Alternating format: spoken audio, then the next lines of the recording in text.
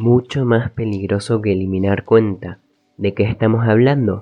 Claramente de una opción que podría perjudicar tu cuenta si no sabes cómo se utiliza. Entonces, esta opción vendría siendo la autenticación de 2 pasos.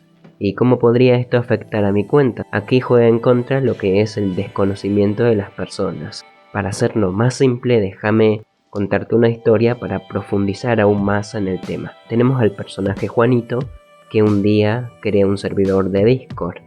No le resulta para nada bien, entonces lo que hace, como cualquier otra persona que puede estar en Discord, es buscar el labor de ser un moderador dentro de un servidor. El requisito que le piden es tener un buen comportamiento y también habilitar el A2F.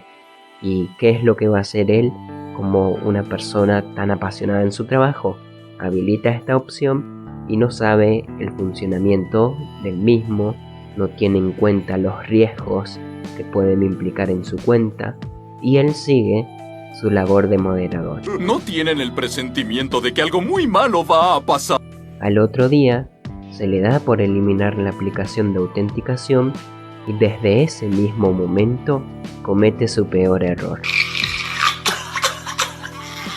Sin saber lo que sucedería, pasan los días y cambia de PC. Lo que va a hacer es descargar sus aplicaciones, descargar todo el contenido que a él le gusta y descargar, por supuesto, Discord. Lo que va a hacer dentro de Discord es tratar de iniciar sesión con su cuenta, colocando la contraseña en el correo, y al momento de darle iniciar sesión, ahí empieza el problema. Básicamente aparece un cartel que le pide que introduzca los 6 dígitos o el código de seguridad. Se pregunta ¿qué son los códigos de seguridad? Bien, estos códigos son los que se generan en la aplicación de autenticación. En este caso Juanito eliminó la aplicación.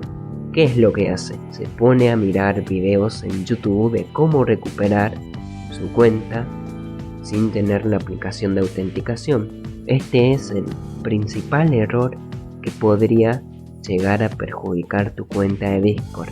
Habilitar o tocar opciones que no conoces.